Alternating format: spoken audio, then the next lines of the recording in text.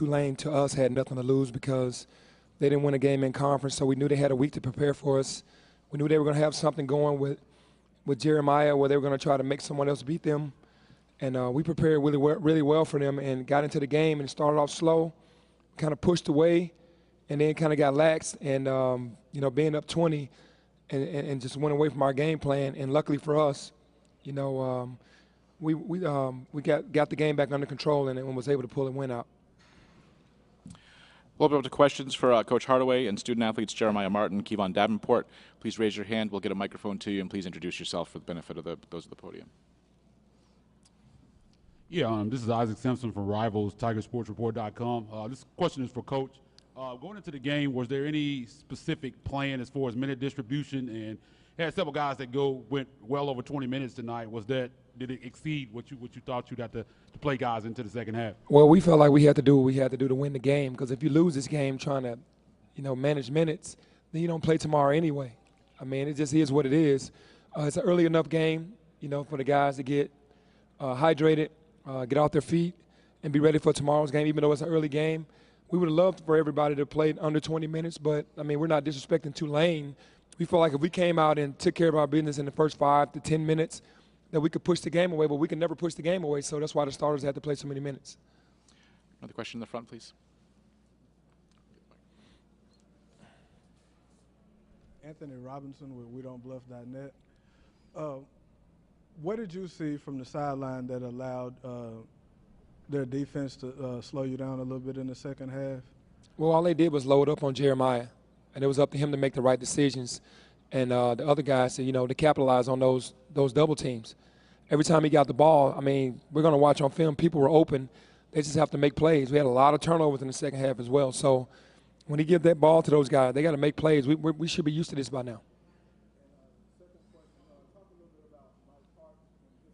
Today, was that something you planned on, or is that more of a result of just he took what the game gave him? Yeah, no, Mike came out and played phenomenal. This was his best game of the year by far, which is at the proper time. 13 rebounds is definitely his high on the year with 14 points. I might have sat him too long trying to get Isaiah Maurice going, because we're going to need both guys for the entire tournament, but he played a phenomenal game. In front with Mark. Jeremiah, how important was it for you guys, not just today, but just for the rest of this week, to get Kevon, get Mike, get Tyler, get guys like that going? How important do you think that'll be moving forward? It's like how it's been important all year. Coach, one thing Coach said, we're going to need everybody. So that's everybody he put in, we're going to need from the guys on the bench that don't even play.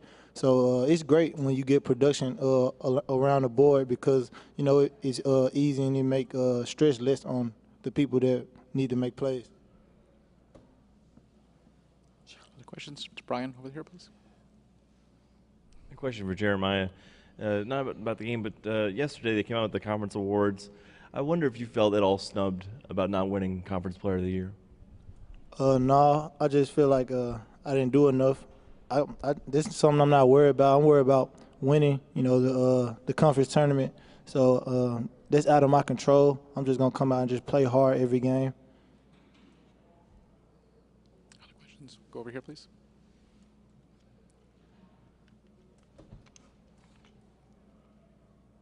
It's for Coach. Did you tell Tyler coming off the bench that he had the green light? Because it seems like the second he stepped on the floor, it seems like he was ready to let it fly. Yeah, Tyler does have the green light. We want him to understand time and score for sure, but we want him to always have confidence that he can take, because he feels like he can take and make any shot that he takes. And we want him to stay smart about what he does and give him that green light for sure. He needs to look for a shot, because he's a weapon. He's going to draw a double team pretty much or definitely a face guard like Jeremiah does. And that helps us out. That helps us really spread the floor, because when he comes on, they have to really respect that. But, yeah, he does have that green light.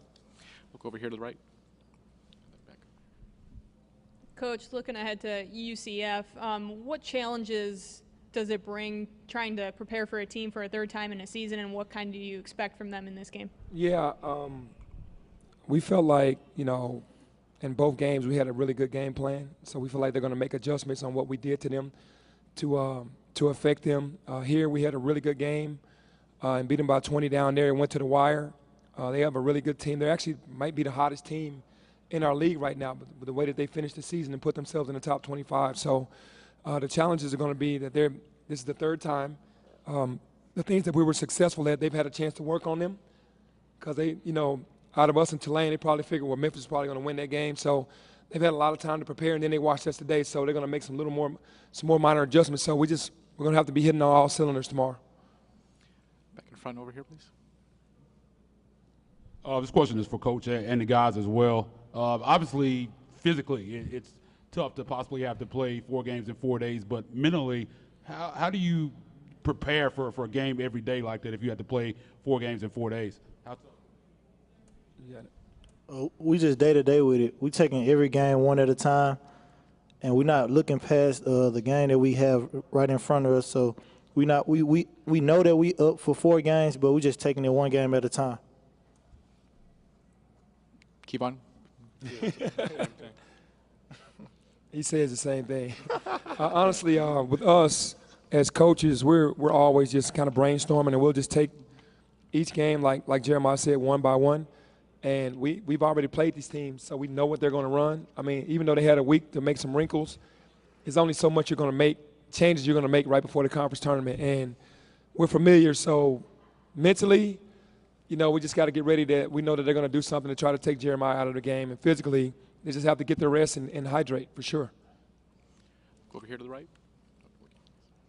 Terry Davis, Tri-State Defender. Coach, this is your first conference game. What kind of jitters? You said you have no nerves all year. What kind of jitters you had come into the game, and what do you think about the ovation you got when you walked on the court? Oh, I was actually shocked about the ovation. I'll answer that first, and that was great because they showed the appreciation, and it shocked me, but it was definitely a warm welcome. It kind of got my juices flowing when I got that ovation because that ovation to me lets us understand that we know how serious this is for you guys, and we're here to support you.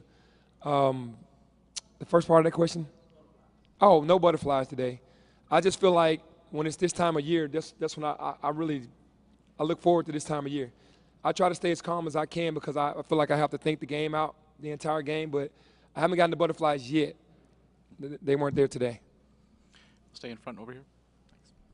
This one's for Penny and Keevan. Penny, Keevan kind of held you guys through in the second half there when they started teaming up on Jeremiah. Just how was he able to keep you guys going and keeping that lead? Yeah, he made some big shots, made some big plays, penetrated.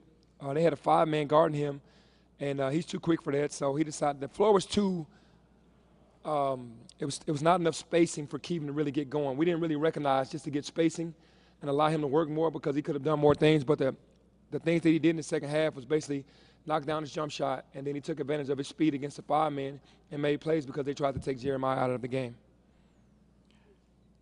They was taking Jeremiah out the game. So, like Coach said, I had a 5-man, so it was just basically about making plays. So just driving past and knocking down open shots, so I get help out the team. Okay, time for a couple more. Back to Mark. Penny, it seems like the city and the fan base have been talking about this tournament and maybe winning 4 games in 4 days for a while. How do you? I know it sounds like you've got these guys focusing on one game at a time. Has that been something you've struggled with, like keeping them focused on? Like UCF is a really good team, and you have to. How do you keep the noise that's going on out, here playing the tournament in the city, from your locker room, basically? I think, the Tulane game to me was a trap game because everybody was saying you're going to win when you guys play UCF, and that's when you get into trouble. So more so towards that game, they know UCF is ranked top 25 team. They know how we played them twice and know how good they really are. So we're not going to, come into the game complacent against those guys, even though we didn't today. But hearing that about Tulane could get you to fall asleep a little bit. But UCF, you don't need much to get up for those guys. You know that they're good. If you don't come to play, then they're going to blow you out. We have it in the front here, please. Coach, the Memphis State uniforms, was that we're going to do that because it worked so well with the enthusiasm the last time you wore them out? No, we kind of talked about that. We wanted to wear them as much as we could, but I think after today, we might fall to the away team uniforms because of the bracket and how it falls, and this will be the only time that we would have been able to wear them, I guess, the way the bracket goes. Warm-up shirts that they had on. Yeah, that's Nike. Nike just, with everybody, that's Nike family around the country. We wear those shirts. that was all about Nike. That wasn't our own doing. That was Nike gives all the teams. They had the same ones on in their colors. It is about family with us as well. Final question over here. Jeremiah, you and Mike really seem to be in sync, especially in the first half there. I mean, what were you seeing with him and how, I guess, his presence was inside, especially early in the game? It was just Coach tell me every day, and like before the game, he told me to be looking out for the team to be trying some different stuff. And Mike just was in the right place at the right time. Like Coach always tell him, screen, roll hard, you're gonna be open. He just trusted what Coach said and trusting the game plan because we knew it was gonna be open. Memphis, thank you. Thank you.